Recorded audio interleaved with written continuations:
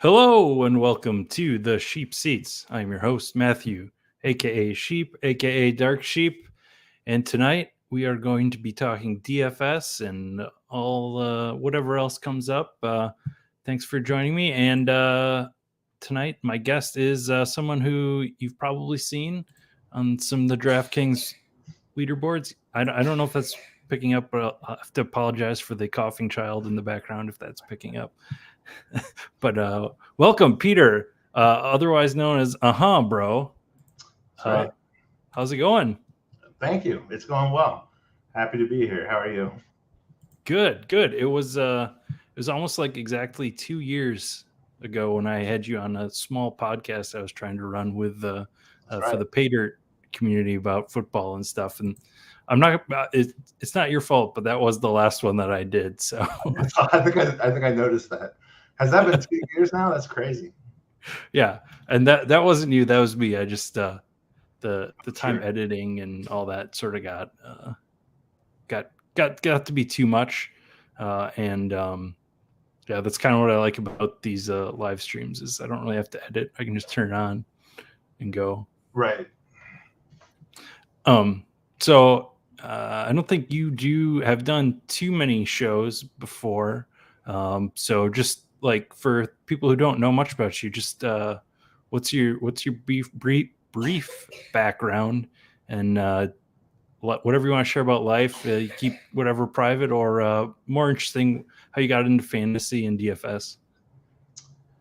Yeah. Well, I'm me. I'm bro. I've been playing DFS for a while now, a few years. I actually looked it up on Roto Tracker, so I can tell I started dabbling in DFS in 2013. Um, I'm not a full time DFS player. I have a real job. It's fully remote these days. It's good. So um, I still have plenty of time to do both things, I'll say. Yeah. Yeah. And Last time we talked, it was like mid pandemic, and you're hoping to go full time. Obviously, being remote helps you uh, yeah, manage both. right. It's a job that I've been in the finance industry my whole career and kind of worked my way up and have some licenses now that aren't the easiest licenses to get. So by keeping this job as a compliance examiner, I basically audit financial advisors remotely. No numbers, but by keeping that job, I can keep my licenses and benefits. It's nice to have a steady paycheck. Yeah, Um, yeah, I did briefly try DFS full time. It just the swings were too much, and um, yeah, was yeah, yeah yeah, and too much. If I want a milli maker, maybe I could try it for a longer period, but I wasn't real comfortable. So um, yeah. For me personally, I've pretty much dropped off to just from small volume casual player to even more casual player in DFS. I've found more fun in the best ball games and stuff like that. Just I don't know if it's well, I know I like the drafting aspect of it myself, and then it feels like it's a sort of a less of a solved game at this point than banging my head against the DFS streets. that could be true. I honestly don't know that much about best ball. I think you tell me if I had this right. You draft a team, and Yep. that's your team for the whole season. Yes. You can't make any changes to it, and you're basically in a big GPP. And I'm sure they have other formats or other sizes that you can play, different dollar amounts. Um, and is that through DraftKings or Underdog? That's where I'm kind of confused. Uh, some of both. The both sites have it. Okay, gotcha. Drafters is the other one, and uh, a lot of the daily stuff and weekly stuff for different sports happens on Underdog, the bigger stuff, which kind of keeps you busy through the year. Mm-hmm. But so have you? Is it just a matter of time or interest that you haven't really even I dove think it's into a too matter of much of it? interest. I mean, even just being in a golf tournament and having what's usually a crappy P&L on my app for 4 days gets really annoying. And I just can't imagine, I don't want to sign up to have the same contest in my DraftKings app for 6 months or whatever. Also, I mean, I played fantasy football, of course, for years and years. We used ESPN, a friends league, and I just didn't enjoy drafting. Never have. Don't really follow sports news. So, I would just be using a draft cheat system, which I guess everyone does these days. Not a cheat, but a ranking, based on metrics and whatnot, things like that. ADP. But yeah, it just doesn't interest me. It seems like, I don't know if the juice is worth the squeeze. Maybe it seems like a lot of work, especially drafting. I mean, you're going to draft 150 teams. How long does one draft take? Depending on the sport, but it could be 45 minutes to an hour. Yeah. No, it doesn't interest me at all. If there was a way I could automate it, and I don't know if Brick 75, Brian Hooper, I think he might have a system that automates it. Yeah, sure he automates the draft. He had some pushback from Underdog on his original implementation, and I think we're gonna get different tools and stuff like that that are gonna push those boundaries as time goes on. Last week I had like a handful, like four or five different guys that do mostly best ball drafting and stuff, and no one really a big DFS player in that, and it kind of felt like everybody was happy with the time because it kind of keeps out people like yourself. Do you have to have a little love of the game or the following the news and the team's prospects? I mean, DFS has ruined me for all that. After a couple of years of DFS, I stopped playing season long, which wasn't much at all. But I just love that aspect of, you have a daily slate, and then tomorrow, not that it doesn't matter, but you just you got to forget about it and move on.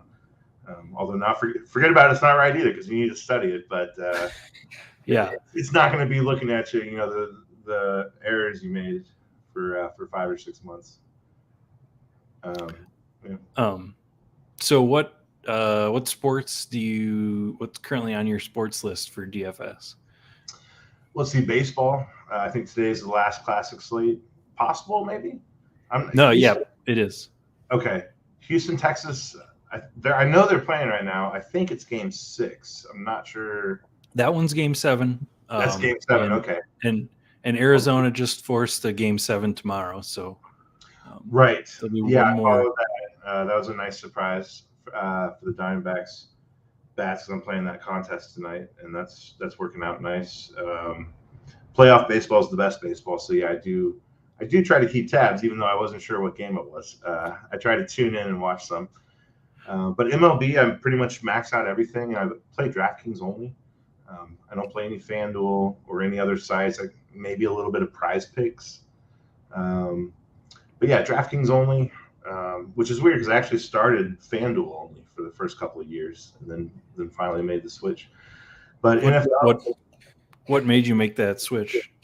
I think DraftKings was always intimidating looking compared to FanDuel, but eventually I got sick of the ads in the FanDuel app and just the UI all around, and then realized the prize pools were better at DraftKings.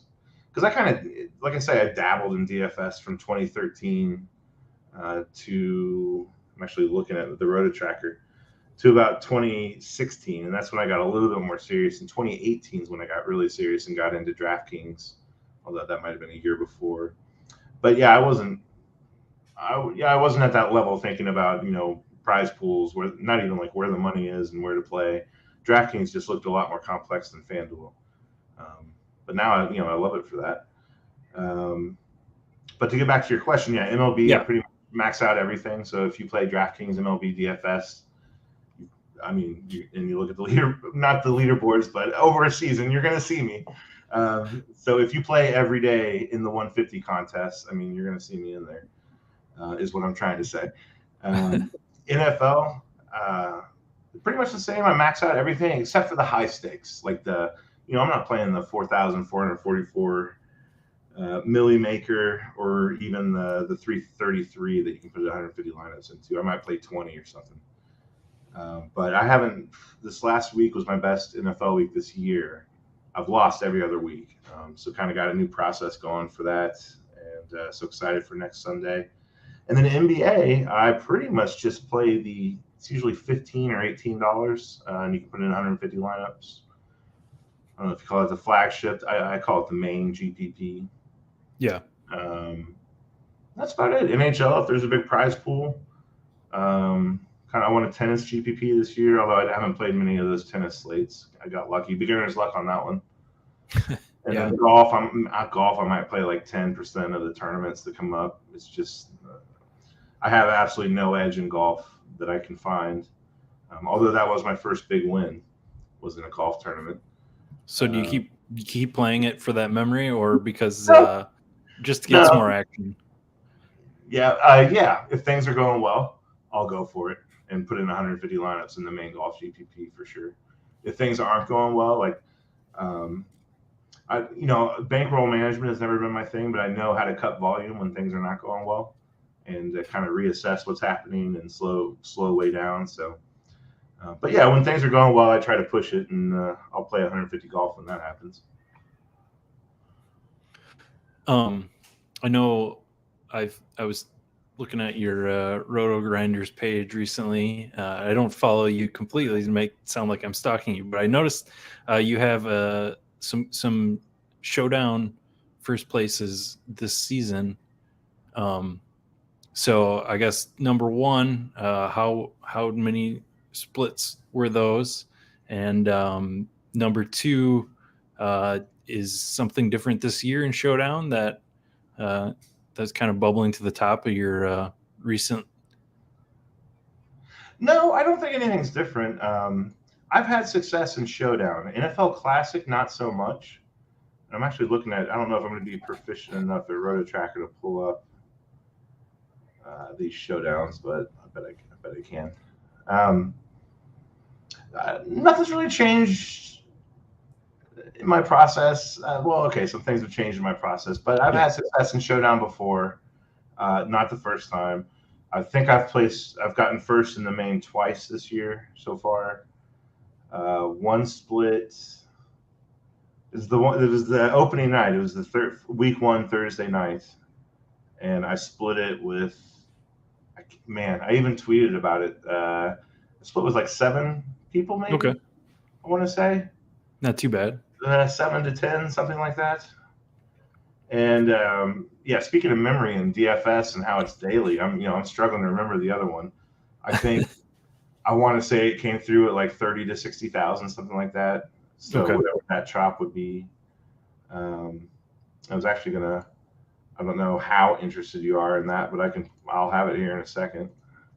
I guess it's sort of leading me into the question. Back when I was trying to win more at Showdown and DFS and stuff, it was at that point it was all about the uniques for Showdown and getting unique lineups. So I guess that's leading into my question of where is that still your number, or is that your number one focus on those to try and reduce duplication? Yeah.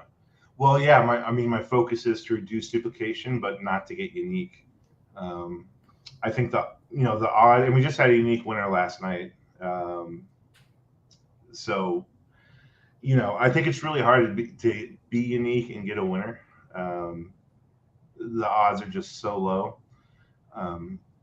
Or I haven't figured out the secret sauce because Squid, trying to think of his name, Squid something, Saber, some guy. He solo shipped last night in the main one. Oh, okay. And I had a lot of uniques last night, but didn't even come close.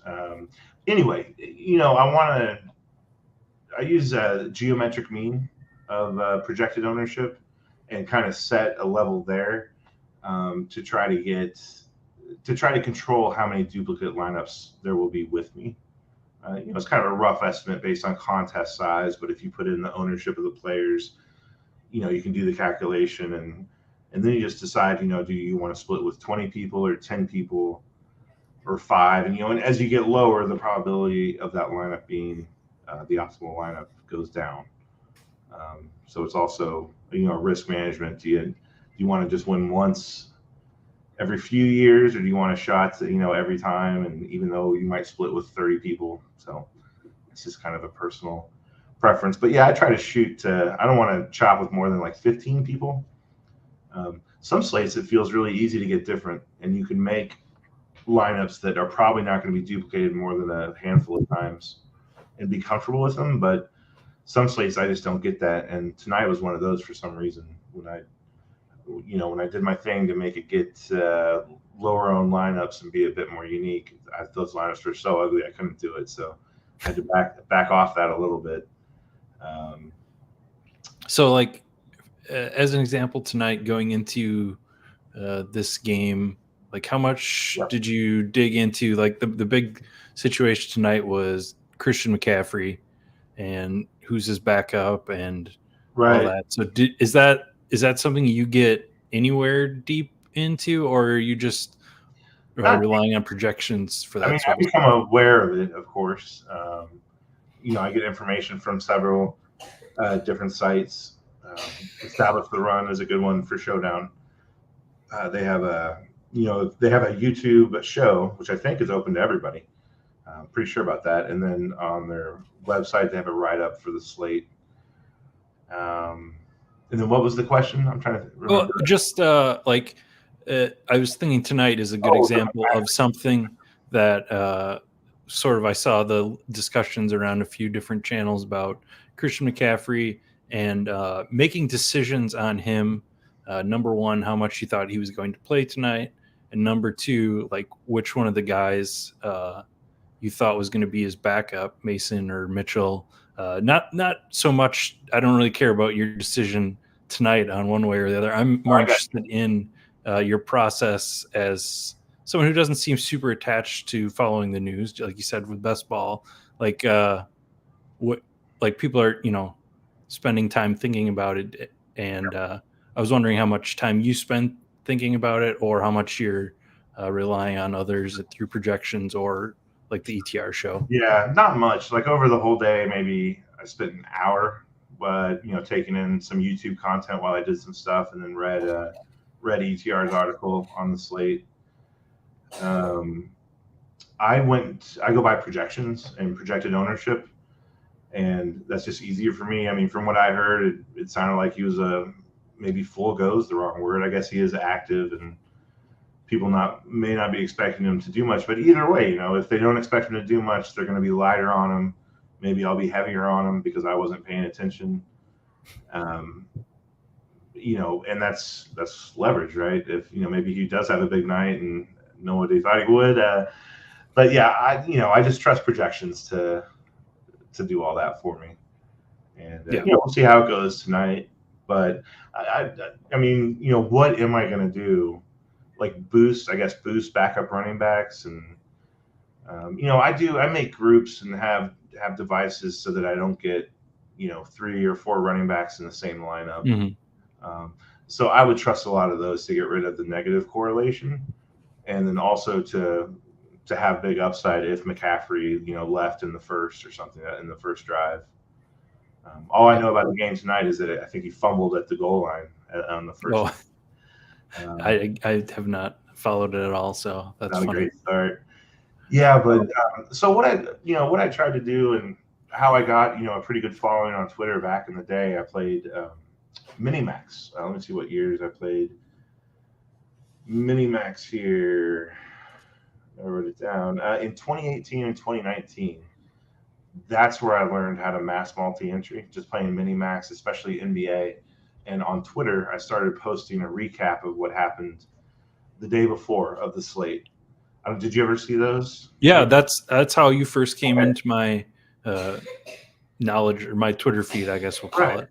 And like every day when I posted one, it would be the recap with the Fantasy Cruncher lineup study, showing it, and I'd kind of write about the slate, what happened, who busted and who boomed, I called it. And just little oddities about the slate. And every day I did that, I got more followers. And, it made me want to do it more. But really, what it helped me do was just looking at the winning lineups, I would notice certain attributes they had, certain things they didn't do usually, and that got me into studying lineups. And again, I've forgotten where I'm headed with this, but I think learned a lot. Oh yeah, I mean that's how I got my Twitter following. Did that for like a year or two, and it made a huge difference for me as a player. Looking at successful DFS players who 150 max, because that's what I wanted to do, because I don't want to. I'm horrible at hand building, just because I don't know the players. But yeah, I think there's I kind of found maybe I don't know if cadre is the right word, probably not, but a group of 150 maxers that I think I know they're really successful, and I think and I thought that they used math for the most part. So I went on and tried to make a process for each sport that stuck to math as much as possible, as opposed to who I like and thumbs up, thumbs down, and stuff like that, and defense first, position, whatever. And I mean, you can see on my Roto Tracker chart, it's 5-6 years of just going straight, and then as soon as I started doing that, we went up. So coming from that, 4 or 5 years of that, these days I just don't. Just kind of feel like you're chasing your tail with figuring out the news and stuff. I mean, I want to know what the news is, but I'm going to trust projections at the end of the day. It's been working out. Yeah, I was going to say, how much do you feel like, or how often, how much do you feel like you've changed since that sort of breakthrough point in your head? How much, and in addition to that, how much are you still going and looking at lineups? How much is that compared to looking at news? Yeah. So, I started making money and won some big tournaments. And with that, I stopped looking at lineup study daily. I stopped putting them on Twitter every day. And if I ever ran into a rough spot, I'd kind of get back into that now, the lineup study stuff. But and what's the question again, real quick? I was wondering if you how diligently you kept up with that. Oh yeah, there you go. How much you've adjusted your process since that. Not real diligently, obviously. I still do. If I'm going to play a sport or a slate that I'm unsure about, when was the last time I played a 3-game MLB playoff slate? I'll look at previous years and see what happened and compare the prize pools, and not what happened as in who hit a home run and who won, but who won the DFS tournament and what did they do and what did their lineups look like and how are those different than the other lineups, and kind of look for little nuggets of information there on how to get different from the field. Because everyone talks about how DFS is dying, but it's I don't see that. I think it's getting more competitive. I think the tools are getting better. And it's going to get tougher. It gets tougher every year, but just from a day-to-day basis or week to week, at least, it seems like DFS is alive and well. Yeah, for me, it feels like there's less terrible players. There's still bad players, but there's less terrible ones. Right. Yeah, and they get weeded out over time. I mean, they get tired of getting their ass kicked every week or every plate, and then finally, it's just included. Well, it's just like any sport, NFL, the tournaments will start eventually getting smaller as people, quit playing because they haven't had any luck this year. And that happens in all sports. NBA, we're going to have some big tournaments up front, and then they get smaller. Not real smaller, but maybe hockey's a better example. Yeah. You have the big tournaments at the beginning, and then, I mean, NBA starts tomorrow. I'm sure the hockey tournament is small tomorrow. Probably, yeah. Yeah. All right, yeah, and we got a regular watcher of the show here, J Train. Yeah, definitely, it's fascinating stuff. And you really have to devote the time to it. Yeah, and then there is an element of risk involved. That. Well, when I started playing the Minimax, it was, I think, $37.50. Is that 50 cents times 150? Yeah, that is. Sure. $37.50 to put in 150 lineups. You got to have an optimizer back then to make them, or a simulator, or a sim, I should say. So you got to pay for that as well. So yeah, it can be. Yeah, it just depends on what kind of player you want. I understand not everyone wants to figure out 150 lineups to put in every night, but that's what I wanted, was a process to do it, so that if I wasn't sure, so I'm always sure I know what to do next based on the process I have. I'm not going to get stuck, wondering if CMC is going to be okay tonight and or if he's going to get hurt or not have his usual workload. So, okay. So you brought it up. You said the S word, the sim word. That seems to be the come and gone already out of the conversation a bit. But you use, I know you use multiple different sites for projections and tools and stuff. First of all, did you have you said you're doing stuff from a math. Were you doing your own sort of simulation stuff in the background? Oh gosh, no. No, okay. No, I don't have a background like that at all. So I can do basic stuff in Excel, maybe slightly more than basic, but nothing like that. So now that these additional tools are out, more for public consumption, have you adopted any of them or thought about it, or what? Yeah, I've used them. I mean, I'll say up front, I use SaberSim more often than I used to. I came up on Fantasy Cruncher, and I was using that early on, even when my volume wasn't huge, because I was maxing out mini maxes. But so yeah, tried some SaberSim, and then Stochastic Sims. Tried that for basketball and some baseball. So I've tried all the products, and kind of using a mix of Fantasy Cruncher and SaberSim now. But like you say, I have access to like roto grinders and some stochastic stuff I use as well in my process. And I don't want to say it's slate dependent. I mean, I think contest sims are the future. Once we got to a certain level, it became about projected ownership, and then projected ownership based on contest size, and then contest sims, I think, are a big deal. So I want to be early on that and understand it, which I didn't at the beginning. So hearing some of these sim conversations and has helped me a lot. Definitely think that's going to be important.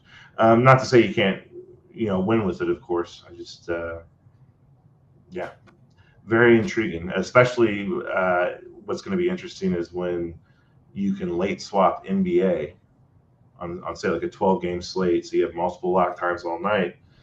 And if we have people out there simulating based off the actual lineups and the actual scores in those lineups from that contest, that seems like that would create quite an edge in late swap. So that's going to be interesting to watch the NBA tournaments this year in the main NBA tournament. Yeah, that's the thing. Watching the conversations Peter and Brick are having on Lols is he keeps hammering home that the field is the important part, knowing the field. And so once you get to that late swap and you actually do know the field and you're not just relying on that, it's going to reveal itself more and more as the night goes on. And it'll be interesting. I think I'll definitely start watching. I always use Fantasy Cruncher lineup study. I'm very comfortable with that to review past slates. So I'll be using that to check out NBA this year for sure. Because if I'm not mistaken, I think SaberSim announced that capability today on Twitter. Oh, okay. We'll have to see. We'll have to see how that goes. All right. Got sort of, you kind of answered this, but when you first started back in the day in that mini max sort of push, trying to hone in on a process, at that time were you using just one tool? I know you said Fantasy Cruncher is how you started. Were you aggregating projections or just start from one? I think Roto Grinders was the first site I ever subscribed to. So those are the projections I was using back in like 2013, 14, 15. But when I got into the mini max stuff, I think I was using Osimo projections for the most part. I might have been aggregating them, which probably wasn't that important in hindsight with another site. But maybe it depends on what settings you have. But I think Osmo projections for the most part in the Minimax. And was that all there was to that question? Yep. Yeah. Fantasy Cruncher and Osmo data, as well as RG. I might have been aggregating them. I think there was even a third site. I think Basketball Monster for a while, but I don't think that's around anymore. Yeah. Yeah, I think that I don't know. because what it comes down to as someone who wants to make that push, I think I know where this question comes from. You're already pushing your risk amount on how much you want to enter on each slate, that just adding on tool after tool and projection after projection. You hear people talk about aggregating and this tool and that tool, and so I think the question comes from someone just trying to push into that. Maybe I'm putting words into his mouth, but just being conscious of those extra spends that you can also have as you're increasing your risk level. I can understand that. It's definitely a personal decision for people. 150, I think, is probably harder. I mean, it's harder now than it was 5 years ago, for sure. So it's difficult. The Minimax is the hardest 150 tournament I know of on a nightly basis. Whatever Minimax is going, that's going to be the most difficult tournament to win. Everything gets softer, I feel like, for the most part, as you go up to higher stakes. So it would be good to have a bankroll, or hopefully you have a full-time job and you're not trying to just go pro from the start, of course. But yeah, I think if you want to make money at DFS and you like the idea of using math to create 150 lineups and then watching your portfolio of lineups perform, I think you'd want to have the money together to play some of the higher, maybe like the $5 150s when they're around, for sure. But that's $750. So I understand that's a lot of money. But you can learn it for $37.50 a night or $75 a night, I guess would be the 50-cent one. Otherwise, like, if you can't afford some of that stuff, then maybe you shouldn't be doing 150. Figure something else out. Yeah, without putting a number on it, he's just curious, how you get that start going and making that leap. I'm curious.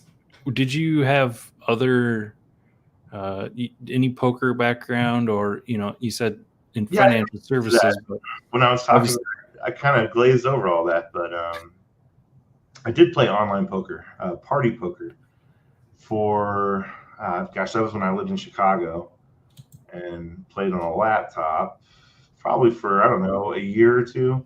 I was never real serious about it. I wasn't sitting there grinding cash games or anything. I played the big tournaments just like I do now in DFS. Mm-hmm. That would last for hours. I don't have the patience for that anymore, but I play those, and gosh, I don't know. I guess I did okay. It's so long ago. I know I got to the final table a few times, but I can't remember what the stakes were really. It wasn't life-changing. Back then, I was trading for a living in Chicago, which is kind of a high-risk job as well, like trading individual NASDAQ stocks in a big room with 70 other people, not wearing the jacket and yelling at people, but just on a computer. And before that, like I say, I originally dropped out of school junior year and went to work for Charles Schwab in Denver. That's kind of what got me in the finance industry. So always been interested in finance and risk taking. Online poker in person. We have a lot of casinos around here where I am. I'm in Tulsa, Oklahoma, and we have a lot of Indian casinos all over. But it doesn't interest me at all now. I used to play a lot at the casinos, but I just don't have the patience at all anymore, especially with DFS available. I mean, it's fantastic. I can stay home and play and get more in than poker, and and I probably wasn't ever that great of a poker player, even though I had some good hits. But overall, I probably wasn't successful. But the question was, can you put the question back up on the screen? Yeah, just he was wondering what's the initial commitment for somebody starting to take it seriously, Right. and what all the way means, not to half-ass it. Well, if you're trying to learn how to 150, you're going to need a subscription. I would recommend either SaberSim or Fantasy Cruncher. Those are the two I know. So those are the two I would pick. I might be forgetting one. There's Roto Grinders, which kind of has the whole package, including a simulator, not a simulator, excuse me, an optimizer that I don't know has ever gone down. It seems like it always works. I don't like the layout of it. I know people use it and have used it for a long time and make money with it, so there's nothing wrong with it. I just don't know anything about it. So you're going to need to pay for a subscription. And a lot of the sites are going sport by sport now, price wise, which could be a real not fun. And then you need, to do it right, you probably need a bankroll. Yeah. I always had an okay job. It's always just been me, so I haven't, I just got to take care of the bills and the rent, and here's the money I have left for the month, and yeah, so I was able to afford those tools, which is just a subscription to a site, and you need projections, maybe 2 sets of projections, and then you need the entry fees, which would be part of that bankroll. So, I mean, you can do the math on that. The $15, I guess $2,250 a night if you play it every night. Yeah, so you definitely want some cash, and it wouldn't hurt to spend a year or two in Minimax. But I mean, by then it's going to be 2025. Who knows what they're going to have at that point? Yeah. So yeah, you better move quick. Yeah, I think it's probably that's the biggest. The two biggest roadblocks are people that think they're doing it seriously, that are don't have the ability to take it, to do every one of those things and then spend the time doing the study. Right. And I think that separates me a bit. I've heard Jordan Cooper talk about it before, and it really didn't ring, not that it rang true to me, just it made me think of myself. He talks about how he will spend hours upon hours watching YouTube videos, searching forums, searching for the answers to his questions until he gets them. And that's me. Like, I'm very dogged with that stuff. If I want to figure something out, I will sit at a computer as long as it takes and watch as much content as I need to. I mean, I've watched so much and studied so many places in the past. And I think a lot of people just aren't willing to do stuff like that, even though it'd be a big help. And that way you can find the answer for yourself instead of asking someone and just taking what they say as the answer. So is there do you do the same sort of thing with other hobbies? Do you get obsessive over other hobbies like that? Yeah, I can definitely get obsessive. Well, I don't know if obsessive is the right word. Maybe there's a negative meaning that I don't mean to add. Right. I can get single-minded. Yes. You want to know everything about something in my pursuit. Yeah, I'll take it to the next level and find out more interesting things about it. Yeah, for sure. Yeah, I think it's a personality trait that is beneficial in things like this, especially the ever-evolving world of daily fantasy sports. I know when you talked, you were planning to. When we talked on Friday, you were planning to binge some TV, some Westworld, I think. So do you get the same way about? It seems like you get that same way about certain shows and other things too. So even I'm a big science fiction fan. Westworld I've always thought was a masterpiece. For some reason, I've watched season 1 and 2 multiple times, like 3 times. I had only watched season 3 once and didn't, shocker, I didn't remember it, and I never tried season 4. So I'm on a mission to finish. I'm watching the season 3 finale tonight. After this, actually, and then I'll start on season 4. After each episode, I listen to a podcast that recaps the whole episode and has 2 people talking about it and fan theories, and I just think it adds an extra dimension to what, especially with Westworld. I don't care how smart you are, it's very confusing. Especially season 1, people will watch it and not even realize that it's taking place in 3 different timelines. So you can be naive about that and still say it was a good show, but like, if you didn't understand that, like, there's so much more you didn't understand. So yeah, I love stuff like that, and really drilling down into things like that. Sure. Yeah. I noticed I reverse image search your Twitter profile pic, and that leads to a comics. Are you Oh yeah, comic collector also?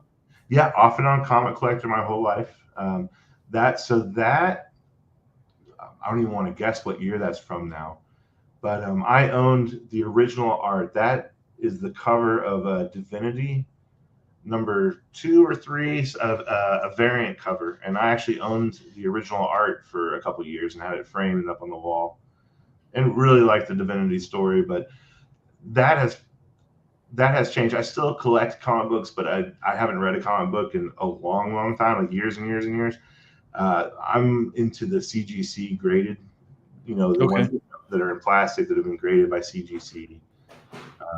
And it's kind of like a stock market, Oh yeah. Yeah, based on speculation. So I get into that. And in a lull right now, though, I think with the market. So we have Bitcoin going up, which is going to grab my interest, and comics and things like that have been crashing for the last year or so. So I'm kind of in a lull with the comics and statues, whatever comes with that, and more interested in Bitcoin now, which is much better because hopefully I'll just sit here and watch and not do anything dumb trading wise.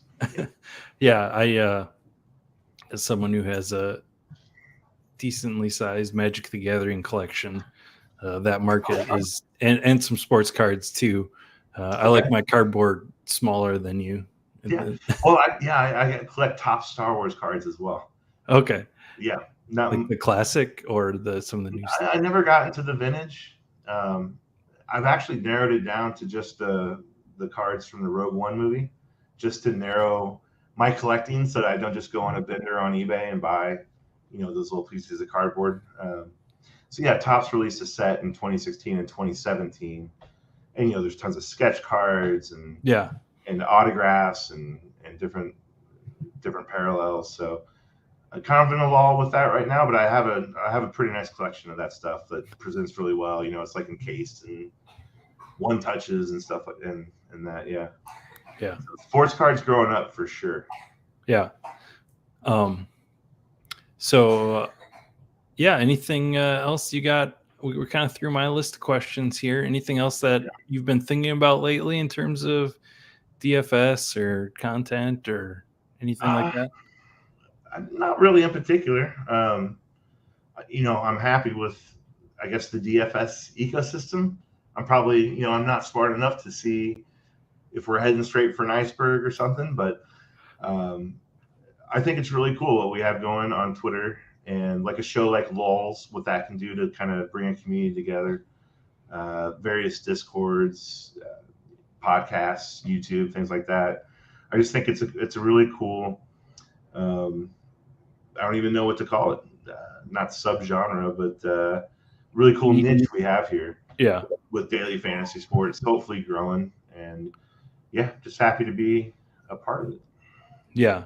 I know I'm kind of enjoying these few weeks where I don't work, because I've managed to put the show mostly into a smaller niche within a niche, as wanting to talk mostly about baseball, best ball. So that's like 3 levels down the niche ladder. So it's been nice to have a few little more broader conversations and talk. Well, there's riches in the niches, right? Yeah, riches in the niches. So this is you normally talk best ball. Yep. Yeah. When there's baseball going on. Yeah. Because it really comes down to where I could have a unique thing to say, because there's a lot more stuff out there for football. Obviously the prize pools are way bigger. Same thing with DFS, and football and baseball are just like in Well, different levels. is that, yeah, for sure. Is that where your volume is? Best ball? Yeah, at this Okay. point, yeah. Yeah. Yeah, and the daily MLB stuff I do a lot of. Dabble. Okay. Or a lot of. Okay. Well, compared to DFS, I've never been a really super high volume person. I like to talk about it more than Do you do best ball for all sports? uh, not basketball or hockey. I've tried a little bit of golf. Basically, No, they had that. it's actually an interesting one when the playoffs come around because you're like trying to draft guys that are going to survive the cuts that they do as the playoff weeks I see. come. Yeah, But that sounds complicated to me already. yeah, mostly I love baseball as a sport the most, and then I play football because the prizes are big. Well, I can definitely agree with you there. I grew up. My dad was a big baseball fan, so definitely grew up with baseball. Watched. Uh, we ended up. I want not every year, but we went to St. Louis plenty of years to catch a series. Um, Back in the Heat is on days with KC and St. Louis and Ozzie Smith back in those days. And yeah, I was a big baseball fan at different times of my life. And to me, it's a special sport. It's like the sport of our country.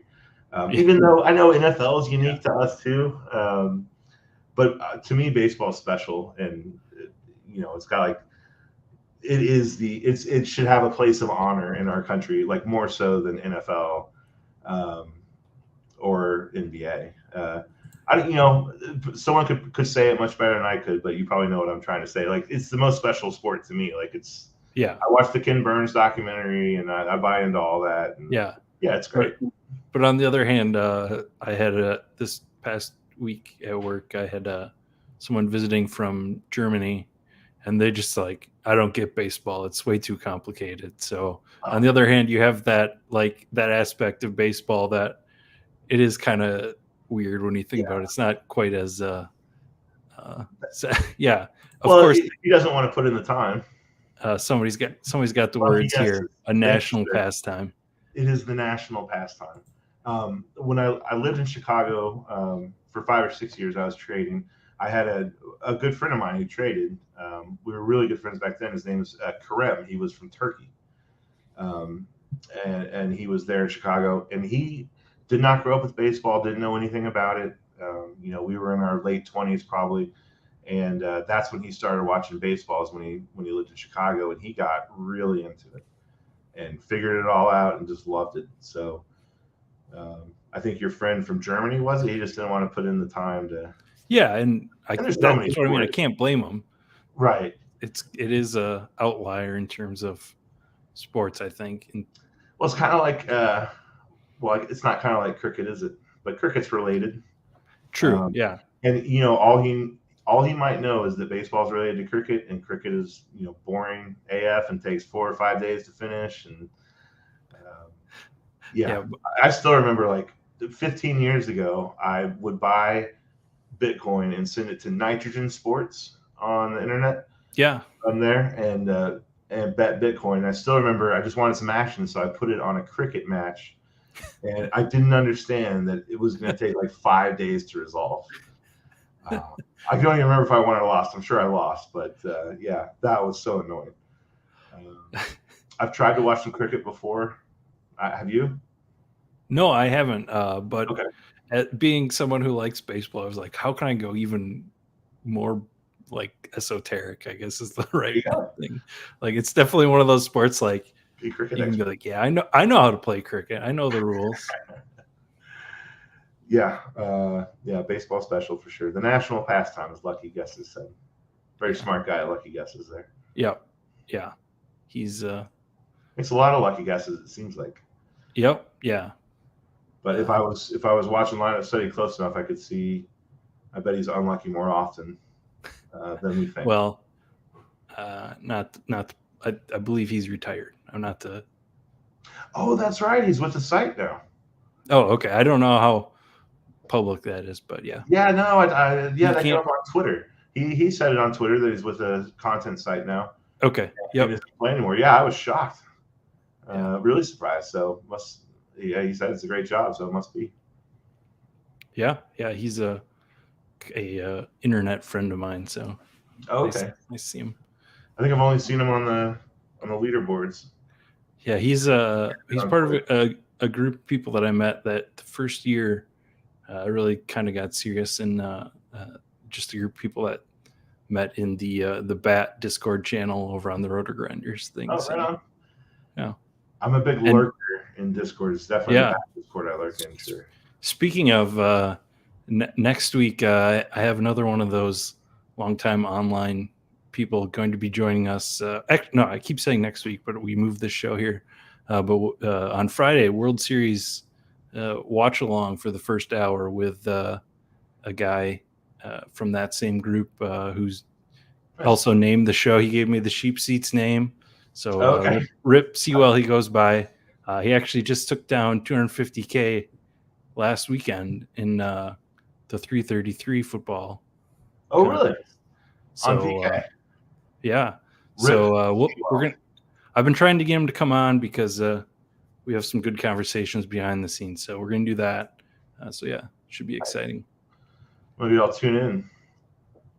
You're more than welcome to. This Friday? Yeah, that'll be this Friday. We're gonna try to do the first hour of the World Series Game 1. So cool. All right. I think we're going to wrap it up here. Thank you, everybody, for watching. Thank you, Peter, for hanging out for a little bit. I appreciate it. I enjoyed being on here for sure. Yeah, I think, I don't know, you're a quiet, positive voice on quiet's not the right word, but you don't get out there on shows and stuff, but I think you're always a good, positive voice on Twitter. Hey, appreciate it. Yeah, I'm not really looking for drama on Twitter. Right. In terms of what some people do, I appreciate your methods and stuff like that. So. Yeah, I appreciate that. Yeah, I think I know we're signing off, but yeah, Twitter is amazing. All right. Everybody, usually I say have a good weekend, but I guess I have a good week, and maybe we'll see you back here on Friday.